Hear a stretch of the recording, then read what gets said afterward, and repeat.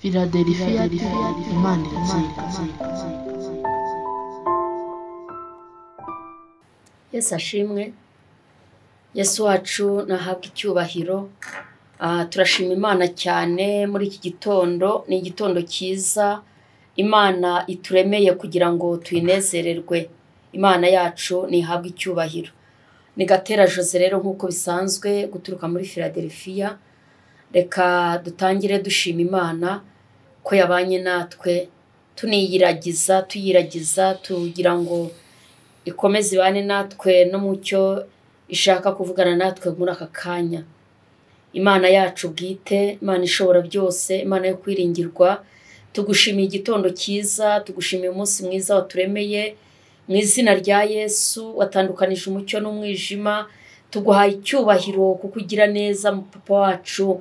Uri umubyeyi ugira neza, uri umunyembabazi, warivugiye ngo witwa ndiho. Igihe cyose tugukeneye turakubona, urahari Mana. Ntawe wakomanze ngo wange kumukingurira, ntawe wakwambaje ngo wange kumwumva. Uri umubyeyi, uri inshuti, uri umuvandimwe, uri byose ku buzima bwacu. Tukweretse iki gitondo, dusengeye ijambo ryawe tugiye kumva, dusengeye imitima yose ifite inzara n'inyota yo kumva ijambo ryawe. Hari abarimwo barushye baremerewe, hari abarwayi, hari abafite intimba zo mu mitima, ariko ijambo ryawe riromora, ijambo ryawe rirakiza, ritanga amahoro, ritanga ubutabazi, rikiza indwara zikomeye, indwara z'imyuka mibi, indwara z'ibyorezo. Ijambo ryawe rikora hose. Dawidi yaravuze ngo ni inkota y'amugi abiri. Duhagaritse imbaraga zose zarwanya imitima y'abantu, izakiranye imitima y'abantu kugira ngo batumve ijambo ry'Imana, izaburabuza zikababuza amahwemo kugira ngo iyi saha y'ibitangaza batabasha kumva ijambo ry'Imana. Mana nyiribihe, twemerere. Iyi ni isaha yo gukora, iyi ni isaha yo guhura n'Imana, iyi ni isaha yo kuruhukiramo. Nyemerera uruhure buri muntu wese urushye, buri muntu wese uguhanze amaso nakubone. Mu izina rya Yesu dusengeye ikirere kugira ngo kirusheho kwezwa. Imbabazi z'Imana zongere zimanuke zikora imirimo n'ibitangaza. Urakoze Mana. Uruhura barushye waruhure. Ijambo ryawe risohoze ikirizanye kandi buri muntu wese aryakire. Dayimoni batoraguzwa ijambo turabirukanye. Imbaraga z'umwijima, iz'abakonikoni n'abarozi, nkota witeka izimenagure, muri w'Imana uzitwike mu izina rya Yesu. Urakoze Mana ko hari icyo uri bukore muri aka kanya, ko hari icyo ugiye gukora. Urakoze Mana ko hari icyo ugiye gukora. Hari umuntu urushye ugiye kuruhura, hari umuntu urwaye ugiye gukira, hari umuntu uhumye ugiye guhumura akamenya ukuri. Hari imbaraga z'Imana zigiye gukora imirimo n'ibitangaza. Urakoze kubikoze, ni mu izina rya Yesu. Amen. Imana ishimwe. Nababwiye ngo ni Gatera Jose nk'uko bisanzwe guturuka muri Philadelphia. Ndabashuhuje mwese, inshuti za Kristo, abakunzi b'umusaraba, abadukurikirana, abadusengera, abadushyigikira mu nzira zose zishoboka kugira ngo uyu murimo ukomeze kujya mbere. Imana Data nibaha umugisha. Ni ukuri uyu ni umunsi mwiza Imana yakuremeye, Imana yandemeye kugira ngo tubashe guhura n'Imana. Rero abakunzi ba Kristo mwese, Imana ibaha umugisha. Abakozi b'Imana dukorana umurimo muri Philadelphia, Imana ikomeze ibishimire. Inshuti za Kristo mwese, Data wa twese abagirire neza. Turi kumwe n'umushumba wacu rero Pastor Serugendo Dismas. Reka abasuhuze aninjira mu ijambo ry'Imana, atugezaho icyo Imana mushyize ku mutima. Tumuhaye ikaze. Turabashubuje igitondo cyiza. Imana ibaho umugisha. Tunejejwe n'Uwiteka kubw'uyu munsi mwiza yatuhaye aka kanya kongera kuvuga kubw'ubutumwa bwiza bwa Yesu Kristo.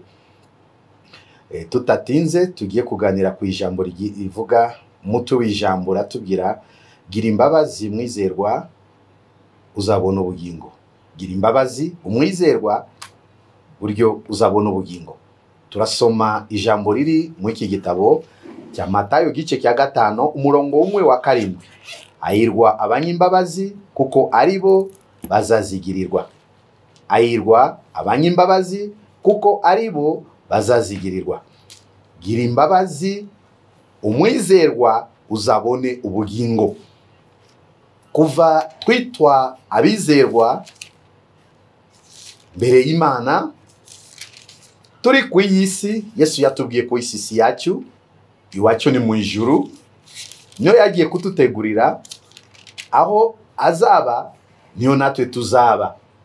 Mbese tuba ku isi tuzi ko tumeze abagenzi.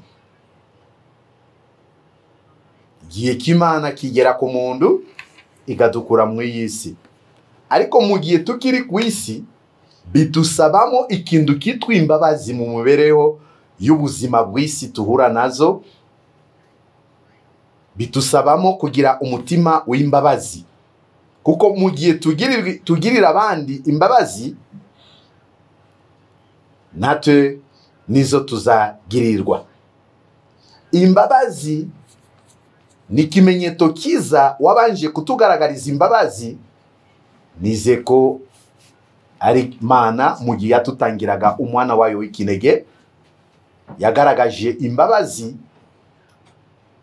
buryo twabona igitambo cyatubabarira ibyaha. Na Yesu Kristo nawe akiri ku isi yagaragaje imbuto z'imbabazi. Natwe nk'ubwoko bwayo, abakiranutsi cyangwa se abizerwa, dutegereje ko tuzabona ubugingo, bidusabamo kugira umutima w'imbabazi. Iyi misi asigaye aba umuka w'abantu kwemukira abandi, umuka w'ubugome, umuka wo kubesha, umuka wo kutabasha kubahana, umuka wo gusuzugurana. Mbese usanga muri mundu nta mundu gifite agatima ko kutakorera mugenzi we ibibi.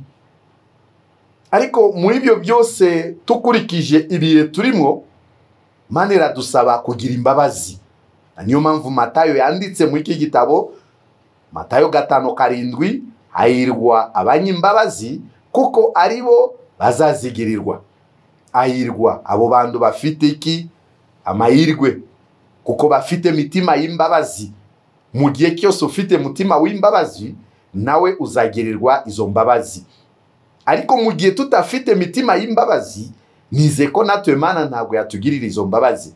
Uyu Matayo yongeye kuvuga ati ni mu ijambo rye ati, nimba ushaka kubabarirwa ibicumuro byawe, nawe ugomba kubabarira abakugirira nabi. Ariko mu gihe tutashaka kubabarira abandi, natwe Data wo mu ijuru ntabwo azatubabarira ibicumuro byacu. Navuze ko ijambo ritwa kwemukira bagenzi bacu muri biye, cyangwa kwemukirana, cyangwa ubugome, bubaye ku rwego ruri hejuru cyane.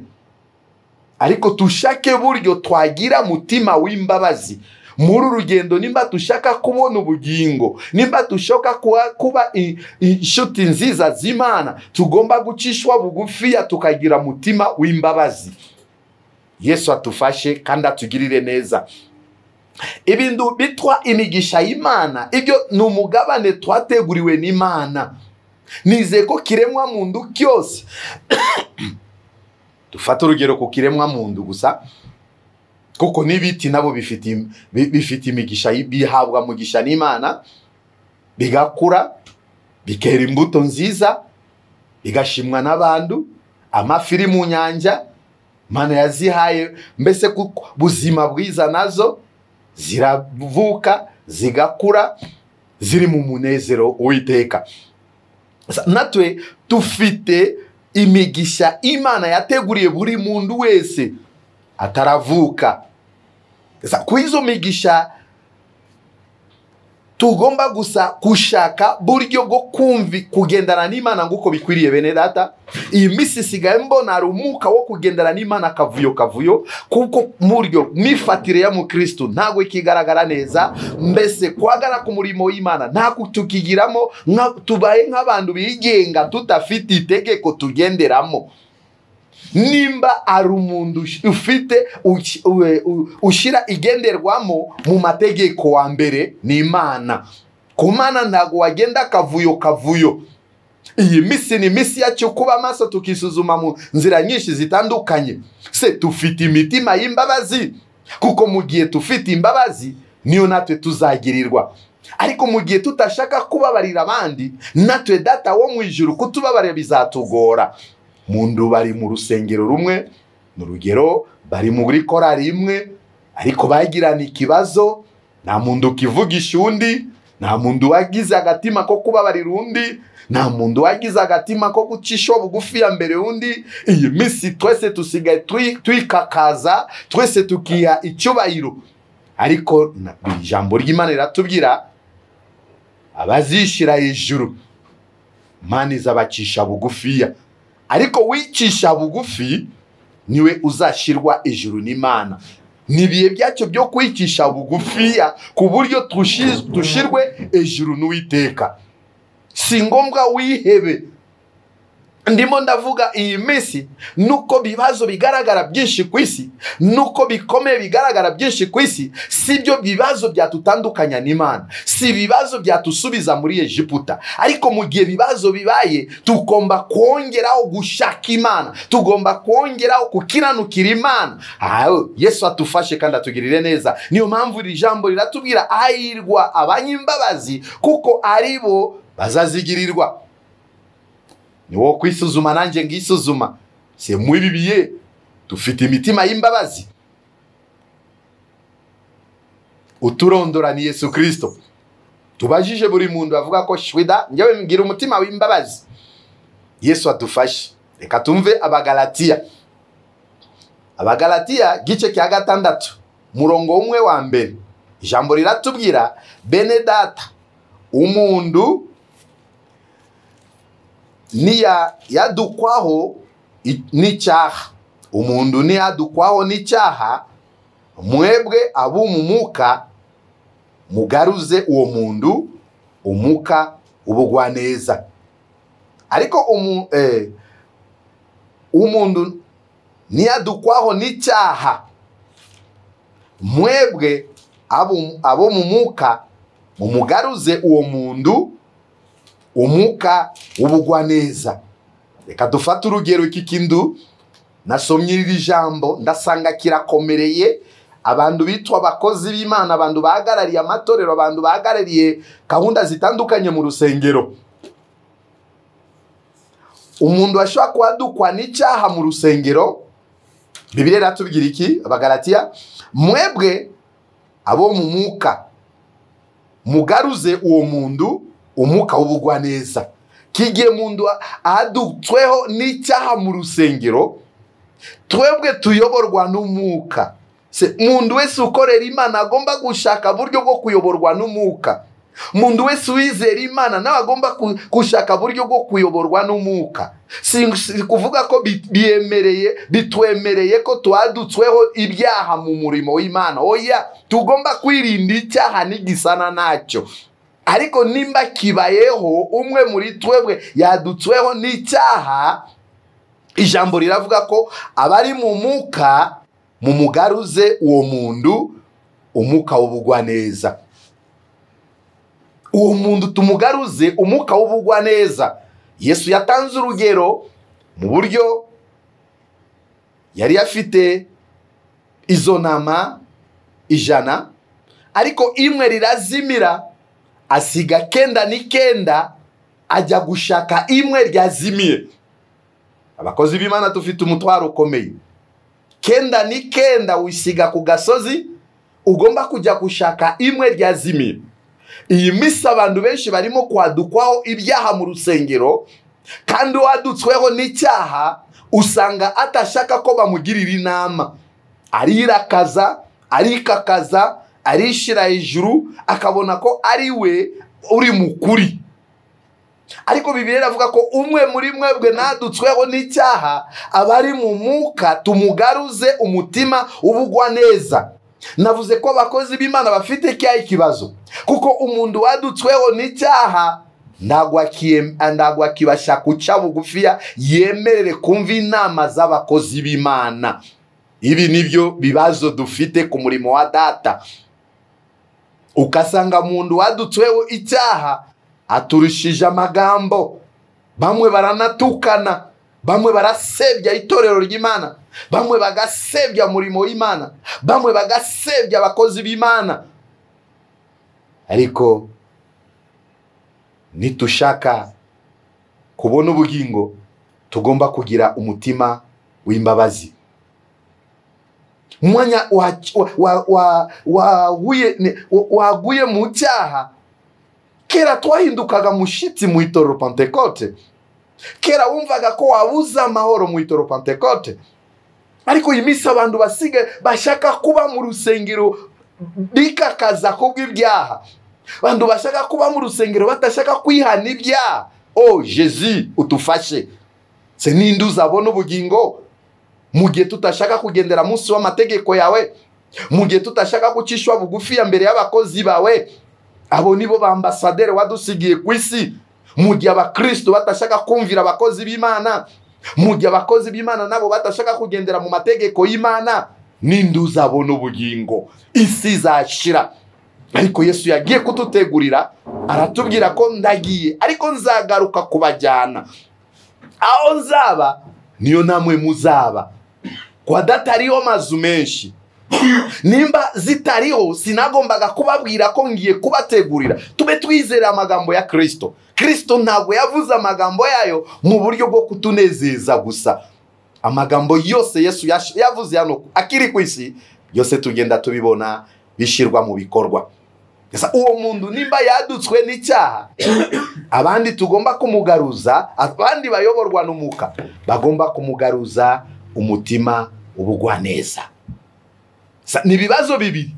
Wadutsweho n'icyaha, ntabwo ashaka kwemera kwa yakoze icyaha. Abandi nabo ntabwo tugifite wa mutima w'umuka wera tumugaruze mu bugwaneza. Se tuzanezezwa tubone twenyine tubone ubugingo?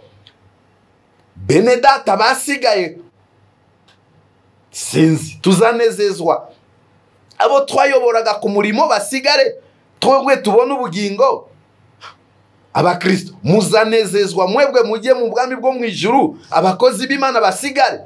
Turacyafite igihe cyo kwitegura, turacyafite igihe cyo kwikorerana imitwaro, turacyafite igihe ko kugirana inama no gukomezanya muri urugendo. Bwana Yesu asifiwe.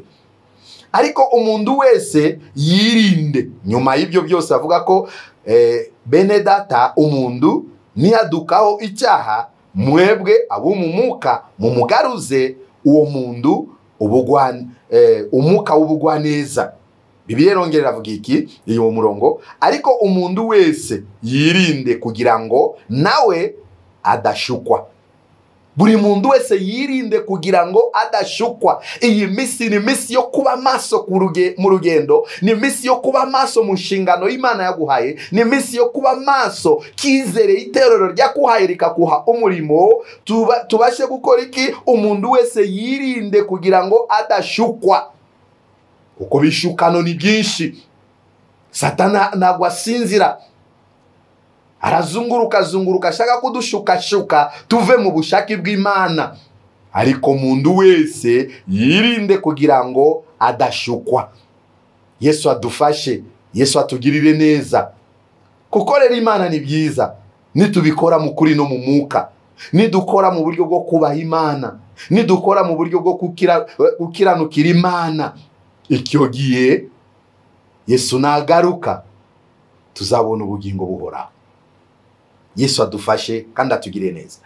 Abantu bagendera mu muka bagomba kwitonda kugira ngo babe abanya imbabazi. Tufite kimenyeto cyangwa se mu byapa by'amatorero amazina y'amatorero ziratandukanye, ariko tuhurira kuki? Itorero Pentecote. Twese tuvuga ko turabi itorero Pentecote, ariko kimenyeto cy'aba Pentecote ni ukuyoborwa n'umuka, ni ukumvira umuka, ni ukushakisha imbaraga z'umuka, ni ugucishwa bugufiya n'uwo muka. Niyo mpamvu hano baratubwira abantu bagendera mu muka bagomba kwitonda kugira ngo babe abanyimbabazi. Mundu uyoborwa n'umuka agomba kuba n'umunyambabazi. Mundu wakira imbaraga z'umuka wera araca bugufiya, arumvira babamuyobora, arumva inama z'umuka wera, agendera mu mategeko y'Imana. Mureke dukorera Imana, tuheshe Imana agaciro. mu gihe utabashije kuhesha Imana agaciro, ninde uzahesha agaciro? Ni amafaranga. Ibyo byose nibyo busa, kuko Imana niyo iduha buzima, tubuhabwa n'Imana. Inzu nziza tuhabwa n'Imana. Umugisha w'amafaranga tuhabwa n'Imana. Modoka nziza bakomeye bagenderamo kenshi na kenshi tubihabwa n'Imana. Sasa mu gihe Imana ituhaye ibyo, natwe tugomba kuhesha Imana iki? Agaciro, tukaba abanyimbabazi. Yesu adushigikire. Umugisha w'abanyimbabazi niko uko nabo bazazigirirwe. Umugisha w'abanyimbabazi nuko nabo bazazigirirwa. Yesu adufashe kandi atugirire neza. Mugisha w'abanyimbabazi. Biragaragara ko itoro Pentekote yose umuntu wese wuzura Umwuka Wera agomba gushakisha abe umunyambabazi.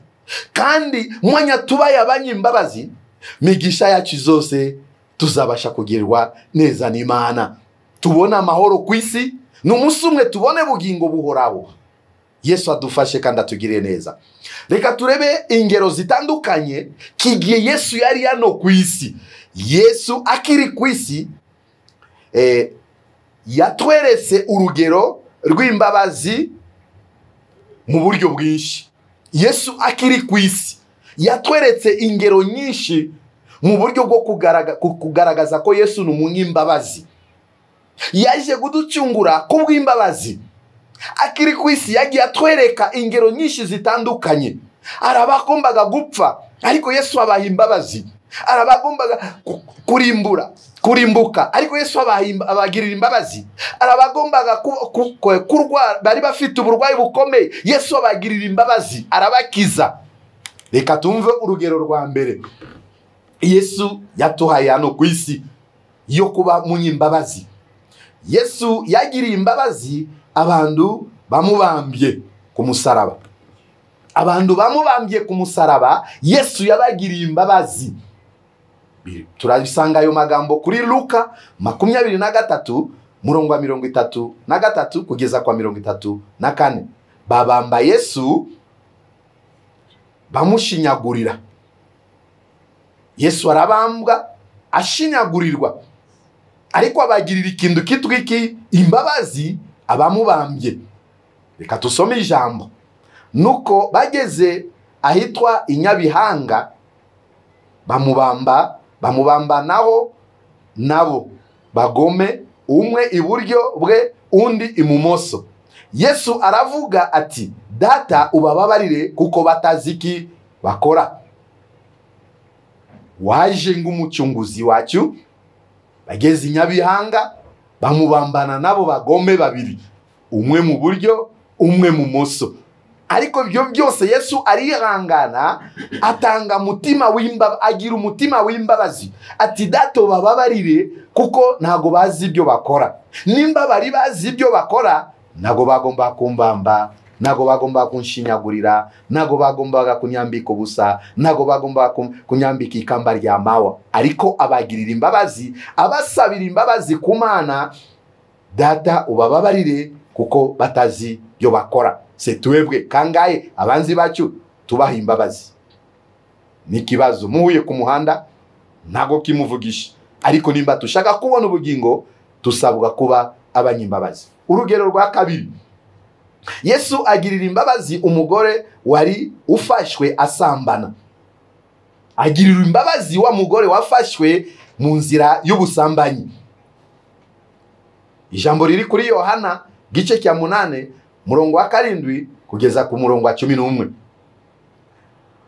Bakomeje kumubaza, arunama arababwira ati, muri mwe udafite icyaha abe ariwe ubanza kumutera ibuye. Muri mwe udafite icyaha ariwe ube ubanza kumutera ibuye. Yongera kunama yandika hasi. Nabo ngo babibonye batyo ibyaha byabo birabarega. basohoka urusorongo. Mwanya Yesu yasanze uyu mudamu afashwe bamushinja ko yasambanye. Abantu b'abagabo, abantu b'abasore bahagarara baramuzunguruka, bafata amabuye bashaka kumwica, bamushinja icyaha cy'ubusambanyi. Sinzi amategeko y'icyo gihe, busambanyi bukorerwa n'abantu babiri, ariko ntago bigaragaza ko umugabo bakoranye nawe icyo cyaha nawe yari yafashwe. Umudamu niyo bagaragaza ko bamushyira hagati yabo, batangira kuvuga ko agomba guterwa amabuye. Ariko Yesu akigera hariya abatangira kumusobanura, mwami uyu mudamu twamufashe akora icyaha cy'ubusambanyi, hasa amategeko ya Mose aravuga ko ukoze icyaha cy'ubusambanyi agomba gukora iki? Kwicishwa amabuye. Bakomeza kumubwira gutyo,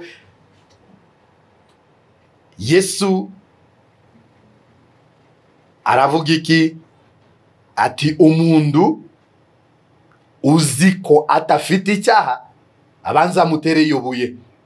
Yesu arunama, abaye nk'umuntu urimo kwandika hasi. Babagabo bose barisuzuma ku mukuru n'umutoya, bisanga ko bafite uruhare. Uhereye ku basaza kugeza uheruka, asigara Yesu wenyine na wa mugore wari uhagaze hagati. Yesu arunama aramubaza ati, wa mugore, babandi bakuregaga bari hehe?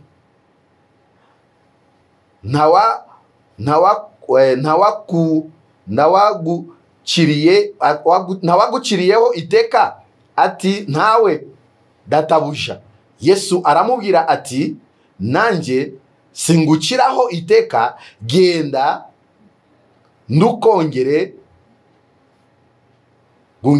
ndukongere gukora icyaha. Uwo mwanya Yesu akunama aza kuhaguruka, asanga abantu bakuze n'abasore bose bakoze iki? Baragiye. Abaza wa mudamu, abari bakureze babashaka kukwicisha amabuye, bo barihe?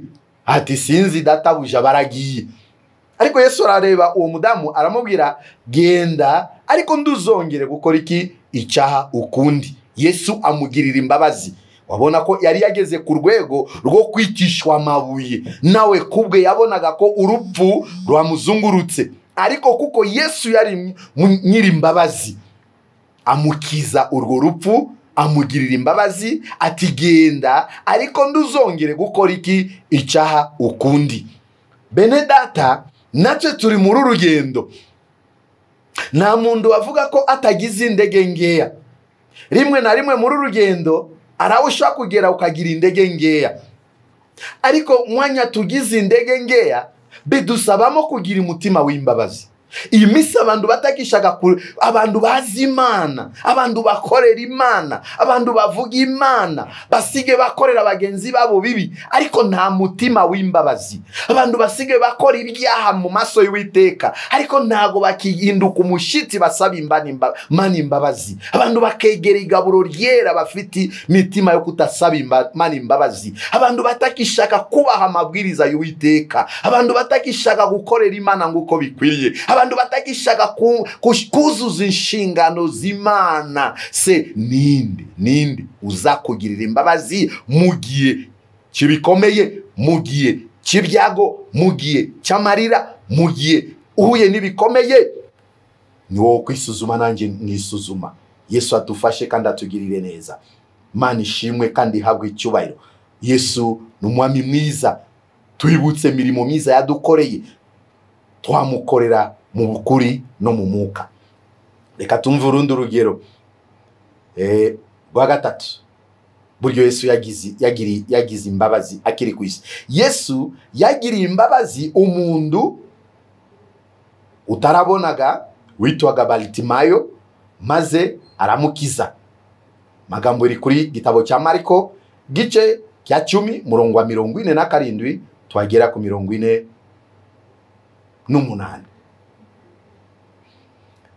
Nuko tutasoma, ariko inguru ya Bartimayo turayizi. Yesu akigera mu murwa wa Yeriko, abantu benshi baramubyigana, abantu benshi bamugenda inyuma, urusaku ruba rwinshi. Uyu Bartimayo yari impumyi kuva yavutse, yicaye hasi yirwaga asabiriza kubatambuka ku muhanda, ariko yumvise urusaku rwinshi, newe arabaza aba iki niki kitagenda. Baramusobanurira ko ni Yesu w'i Nazarete arimo aratambuka.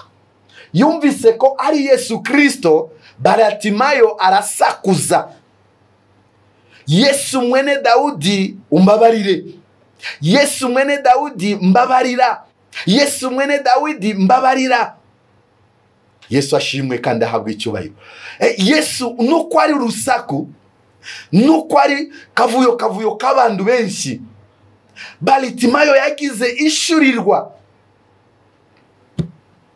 Nimba ushaka kugirirwa imbabazi, nimba ushaka gukira bibazo ufite, nimba ushaka kubona Imana, tube tubanza gusaba imbabazi, tube tubanza kwisuzuma, wibuka ijambo ryo gusaba imbabazi.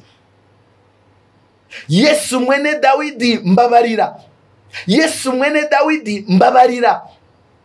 Kandi iri jambo rivuga Yesu mwene Dawidi mbabarira ryakuye irinjira vuba mu matwi ya Kristo, nuko ari urusaku rw'abantu benshi. Yesu yumvise urusaku arahindukira, aravuga ko ninde. Kandi mwanya Bartimayo yasakuzaga, abantu benshi baramucecekesha, ati ceceka wowe bamumyiwe. Misi yose yabaye ariya nta muntu wamugiriraga imbabazi, myaka yose yamaze bamurebaga bamwe mwanya ahagarara ku muhanda asabiriza, arabamwe bamuhaga bipapuro, arabamwe bamushiraga amabuye ku maboko, byose umuhaye byiza umuhaye bibi, byose Bartimayo yafataga agashira ku mufuka kuko yari impumyi. Sasa mwanya atangiye kusaba Kristo imbabazi, Yesu mwene Dawidi umbabarire, Yesu mwene Dawidi mbabarira. Baratangira kumucecekesha, ate na nubu buryo kya kisuzuguro bamusuzuguraga, uwo munsi nabo bakomeza kumusuzugura, babona ko atakuriye kuvuga, atakuriye gusakuza. Ariko Yesu yumva iryo ijwi ku gutwi kwe, aravuga ninde uriya ninde? Intumwa zirahindukira, ati ni Bartimayo w'impumyi, ati mumuzane hano. Baragenda baratangira kumuterura, ati yo ngwino aragushaka, ngwino arakushaka, ngwino. Batangira kugira umutima wimuwe, mitima y'indyarya, kuko ari abantu benshi bagaragaza mitima y'uburyarya mbere y'Imana, kandi si byiza. Tugomba kugira mitima y'imbabazi. Undi yakugaragariza ku rurimi ko ni umunyimbabazi, ariko ku mutima arimo kukwifuriza bibi. Itoro ry'Imana siyo mico tugomba kugenderamo. Mwanya Bartimayo yagurutse, afata kya kienda cye arakijugunya, arasimbuka nawe yitera ijuru, bamugeza mbere y'Umwami Yesu Kristo.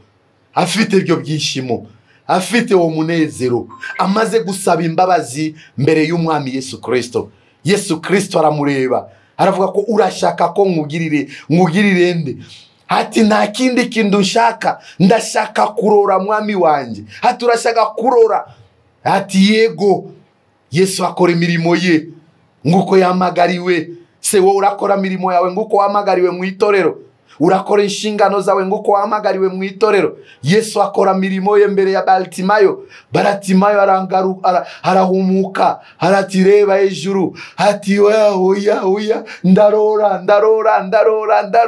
Arasimbuka aranezerwa, ati ndarora. Wari impumyi arareba, arasimbuka mbere y'Umwami Yesu, aranezerwa n'umunezero mwinshi. Ariko ari impamvu aribyo Bartimayo yakoze byagonze ku mutima wa Kristo, nuko yavuze mwene Dawidi mbabarira. Se iyi minsi ibyaha twebwe dukora turimo kubisabira imbabazi. Iyi minsi twebwe dufite mitima y'imbabazi. Iyi minsi abakugiriye nabi urimo kubasaba imbabazi. Iyi minsi urimo gutinya icyaha n'igisana nacyo, Ahirwa, twasomye ijambo rivuga ko ahirwa abanyimbabazi kuko ari bo bazagirirwa. Nimba dushaka kubona ubugingo buhoraho, mureke tugire imitima y'imbabazi. Hari abantu bamwe twakoranye nabo murimo, ukabona mu rusengero bigaragaza kikristo, ariko hanze y'urusengero ubuhamya bwabo si bwiza. Sasa ibyo amabara zitandukanye muri urugendo nabyo si byiza. Nimba ari kubabarira, tubabarire. Nimba ari gusaba Imana imbabazi, tusabe Imana imbabazi. Hari ibyo tukwiriye kujugunya. Baritimayo yajugunye ibyo byenda byari bimuboshe nabyo, arasimbuka akurikira Kristo. Kristo akora inshingano ze, arahumura Baritimayo. Baritimayo aranezerwa, ashima Imana kuko yabonye. Hari byinshi bituboshe, hari byinshi bituziritse mu bibiye turi mu bene data. Natwe tukaba tumeze ng'impumyi, tutarora aho migisha yacu iri, tutareba bwiza bw'Imana aho buri. Kubwiki kubw'ibyaha byacu, kubwiki kutagira imitima y'imbabazi, kubwiki kubwo kutihana. Uyu munsi wisuzume, nanjye nisuzume, tugire umutima nka Baritimayo yabashije gusaba mwene Dawudi amubabarire. Uzi ko ibyaha byawe, ibyaha byanje, nta wundi watuha imbabazi atari Yesu Kristo mwene Dawidi wadupfiriye ku musaraba. Yesu ashimwe. Nuko twatamba bitambo mu bapfumu, nuko twatamba biguzi ku bapfumu, ntago twababarirwa ibyaha. Uwatwiriye kutubabarira ibyaha ni Yesu Kristo mwene Dawidi wadupfiriye ku musaraba, wagaragaje kimenyetso k'imbabazi.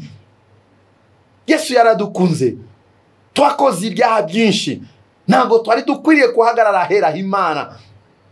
Se mwanya uhagarara ku rusengero kahagarara ahera, ubifata ubihesha kaye gaciro. Mwanya usiga uririmbira kuri mikro, se nta gaciro ugaha. Uwibuke ko Yesu yakugiriye imbabazi. Se wowe kuki utashaka kugirira abagenzi bawe imbabazi? Kuki uracyamusubiza ku musaraba? Bene data, ni misi yo gutunganya ubugingo, ni misi yo gutunganya ubuzima. Uhagaze gute mu imisi? Nanjye mpagaze gute? Se dufite imitima y'imbabazi, kuko abafite imitima y'imbabazi na nibo bazagirirwa. Iyi misi uhagaze gute ku murimo wa data? Iyi misi urimo gusenga gute? Hari abantu bamaze kumenyera Imana, batakica bugufi ya mbere ko basenga, batakibanza kwisuzuma mbere ko binjira ahera h'Imana. Hari imvugo ndimo kumva abantu bavugira Imana, wewe wa Mana we, wewe wa Mana we. Ya na bose wawe ndagwa mubwira buri, wewe wa Mana we, nutabikora uyu mwaka mbivuyemo. Tugomba no guca bugufiya, tugomba no kugira imvugo twabwira Imana, tugira umutima w'imbabazi, tusabe imbabazi mu gihe tukoze icyaha, tubabarire batugiriye nabi, kuko mu gihe tubabariye batugiriye nabi nicyo gihe data wo mu ijuru natwe azatubabarira ibyaha byacu. Magambo y'Imana twagomba kuganira uyu munsi niyo ngiyo. Gira umutima w'imbabazi, uzabona ubugingo buhoraho. Isi izashira, ibyaha ntago bizatugeza mu ijuru.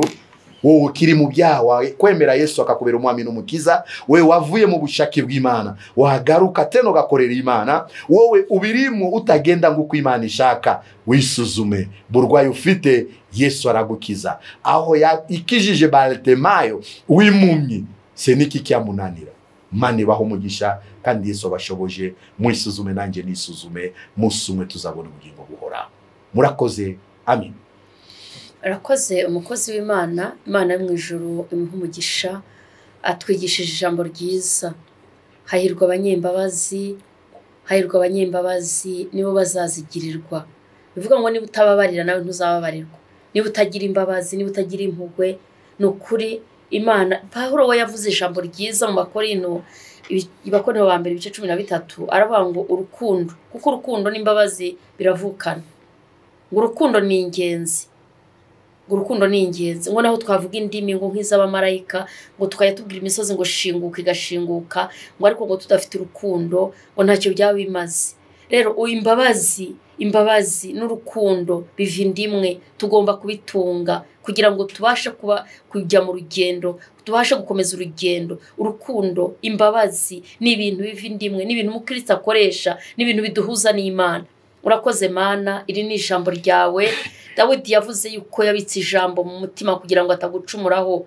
Twemerere udushyire mu mbabazi zawe, tubeshejweho n'imbabazi zawe. Imbabazi zawe nizo zitubeshejeho, nizo zitugize. Nyemerera rero uyu munsi wa muntu, uriya mubyeyi udafite imbabazi, uriya mugabo udafite imbabazi, uyu mukobwa, uyu musore, umutima w'imbabazi nugwire muri bo, abacitse intege, abaretse imbabazi mu mitima yabo, mu izina rya Yesu Kristo. Ijambo ryawe ritume duhinduka umuntu utagifite imbabazi, umuntu utakigira impuhwe. Uyu munsi wa none asubire mu mwanya mwiza kugira ngo ubashe kumwishimira, kugira ngo nawe ababarirwe nawe. Urakoze kubw'ijambo ryawe, reka risohoze ikirizanye mu izina rya Yesu Kristo w'i Nazareti. Hari abarwayi baturimo, hari abarushye, hari abaremerewe, hari abagukeneye, ariko icyambere urashaka ko bagira umutima w'imbabazi. Nuwubahe rero, ni wowe ugira icyo ukora kandi ukagikomeza mu mitima y'abantu. Bashoboze abaretse umusaraba, barekuye agakiza, ababivuyemo, abo bose bagarure mu murongo. Izina ryawe rihabwa icyubahiro. Dusengeye abarwayi bari kwa muganga, baryamye mu ngo, abananiwe, abaganga babwiye ko bitagishobotse, abo bose urabishoboye mu izina rya Yesu Kristo. Hari indwara zikomeye z'ibyorezo, iz'imyuka mibi, izo zose urazikiza. Ababuze icyerekezo kibaha, abashomeri ubaha akazi, buri muntu wese umugirire neza, umuramburire ikiganza mu izina rya Yesu. Urakoze Mwami. Abasubiye inyuma, abashaka gukizwa bakakwakira nk'Umwami n'Umukiza, ubandukure mu gitabo cy'abarimbuka, ubandike mu gitabo cy'ubugingo. Urakoze Mana, urakoze kuri kumwe natwe. Urakoze kubw'ijambo ryawe. Turarisengeye kugira ngo risohoze ikirizanye. Umuntu wese aruhukira imbere yawe, umuntu wese agirirwe imbabazi nawe, batazifite bazibone. Turi mu gihe cyo kubana nawe, ni ukuri mu izina rya Yesu. Ijambo ratubwira ngo wezwa narushaho kwezwa mu izina rya Yesu Kristo w'i Nazareti. Urakoze Mana. Abantu bawe nibakubone, baguhamagara reka bakumve. Imbabazi zawe zitumanukire, imbabazi zawe zibe mu mitima yacu, imbabazi zawe zigwire muri twe. Urakoze kubwira ijambo, turabigushimiye. Dusengeye itorero ry'Imana, dusengeye abashumba batugezaho ijambo, dusengeye abashumba bari mu kuri no mu mwuka, abagukorera bafite ishyaka ryo kugukorera, abo bose ubagirire neza. Dusengeye igihugu cyacu, tugishyize mu maboko yawe. Dusengeye abayobozi bacu, Mana, ineza yawe, imbabazi zawe zikomeze zibe kuri bo. Urakoze kubikoze, ubane natwe mu izina rya Yesu. Amen. Imana ihabwa icyubahiro. Twize ijambo ryiza. Mureke tugire imbabazi mu mitima yacu, mureke tugire imbabazi, kuko abahirwa ngo bafite imbabazi, kandi twese dukeneye amahirwe. Umuntu wese uhumeka umwuka w'abazima aba akeneye amahirwe. Rero ngo hahirwa umuntu ufite imbabazi, kuko niwe uzazigirirwa. Imana rero ikugirira imbabazi. Nyankunda kubwira abantu ngo iby'Imana ni magirirane. Niko Pawulo yavuze ngo mureke duhinduke ngo tumenye iby'Imana ishaka, uko ari byo byiza kandi bitunganye. Natwe rero mureke tugire imbabazi, kuko natwe aribwo tuzazigirirwa. Imana imuhe umugisha. Reka tubahe telefone kugira ngo tuze kubafasha mu bintu byose mwaba mwumva mwifuza kumenya imbere y'Imana, kumenya uburyo umuntu yitwara, umuntu yifata, uburyo umuntu yagira imbabazi. Si bunazigirane n'uwampemukiye namugirira imbabazi, n'umuntu ntuka, n'umuntu ugenda usebya, ese umuntu abyitwaramo gute? Rero waba unarwaye, waba ufite n'ikindi cyifuzo, iyo tuduhaye numero tuba tugira ngo tuze kugufasha.